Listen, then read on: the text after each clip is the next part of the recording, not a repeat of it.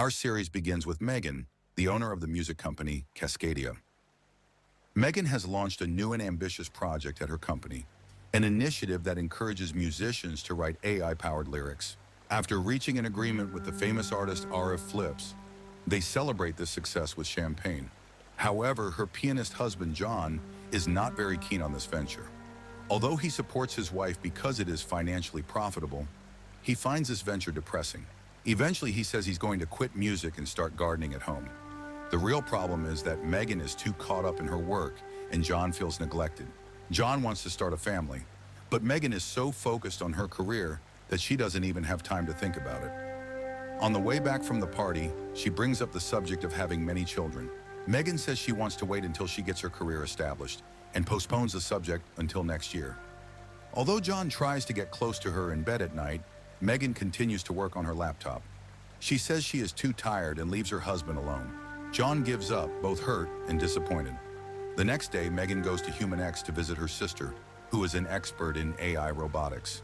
During the conversation, Megan confesses that she cannot spend enough time with John due to her busy work schedule and how guilty this makes her feel. Instead of telling her to spend more time with her husband, her sister finds a completely different solution. According to her, Megan cannot meet her needs for emotional and physical intimacy.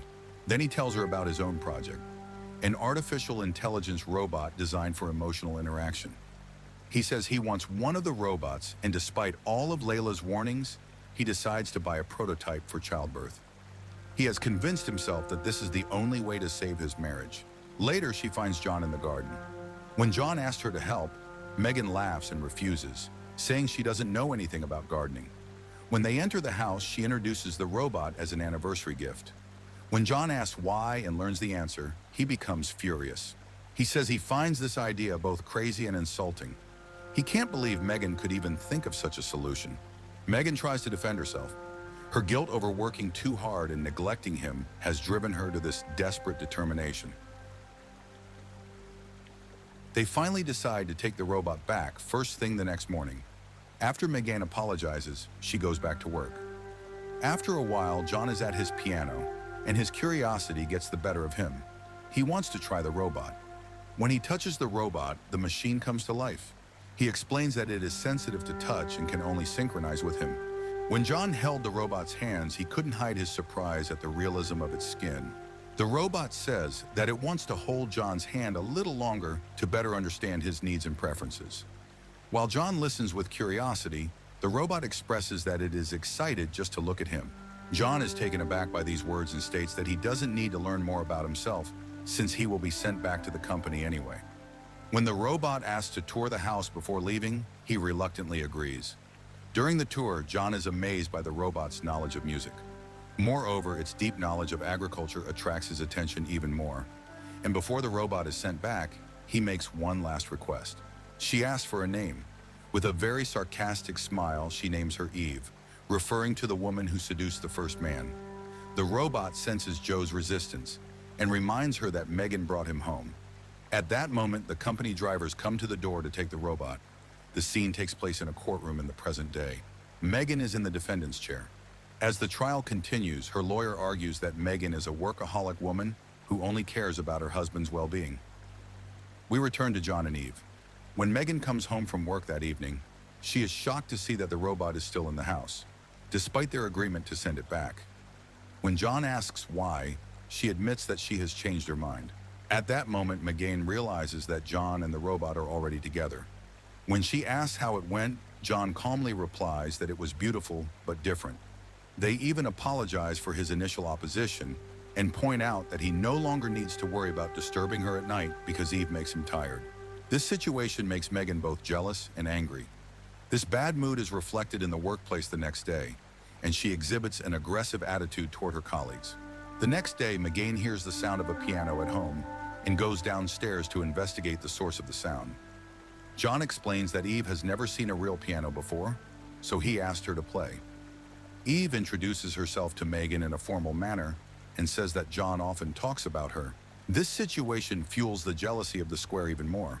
Megan, who feels threatened by the robot's presence, begins to burn with desire to regain her husband's attention.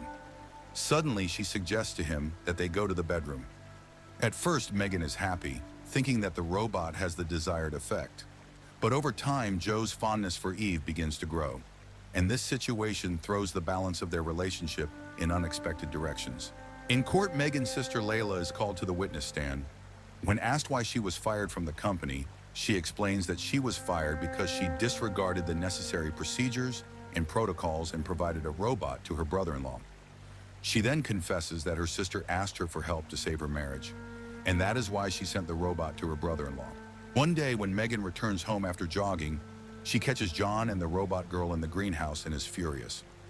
Later, when John goes upstairs to take a shower, he says that he is aware Megan is watching them, but he does not stop despite this. This confession infuriates Megan even more. She asks why he didn't at least wait until she got to work. As the argument gets heated, John starts to defend himself and tells Megan to stop acting like he's cheating on her. He angrily says he wants to leave the house. Before he leaves, Megan invites him to dinner and tells him that she's signing the most important deal of her career. John reluctantly accepts.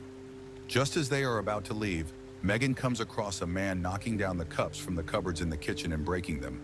Although she tries to stop the robot, it only calms down when John intervenes. Later, while John is preparing dinner, he hears the sound of a piano.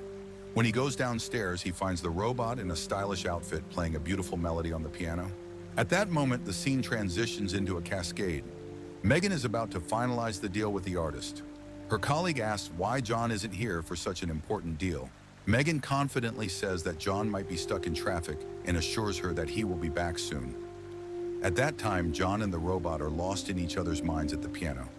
When Megan returns home, she finds them in this state and realizes that John has missed dinner to spend time with the robot. She angrily confronts him and reminds him that she talked about food that morning. John apologizes, but it's clear his mind is still on the robot. They argue about his growing attachment to the robot. Megan is deeply shaken by John's decision to spend time with the robot instead of with her.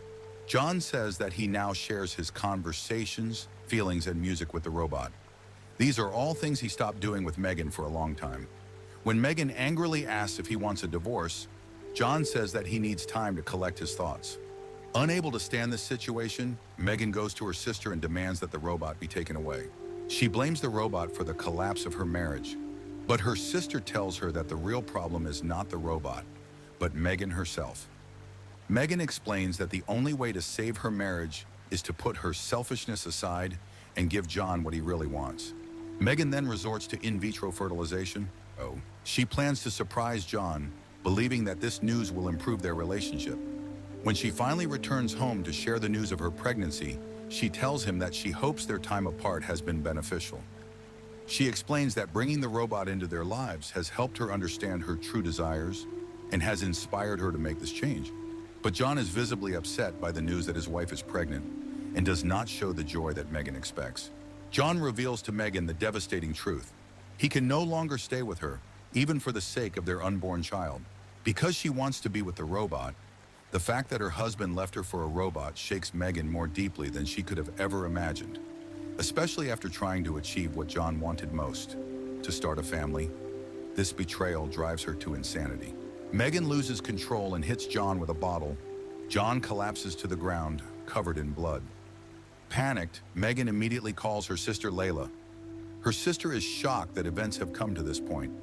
With John's death, Megan is filled with fear. Megan, who is willing to do whatever it takes to prevent her children from being given up for adoption, understands that she should not be found guilty. The only witness to the murder is the robot. Megan claims in court that the robot has been malfunctioning since it arrived home. She asserts that this malfunction led the robot to attack her husband. Her sister also alters the footage to support this story.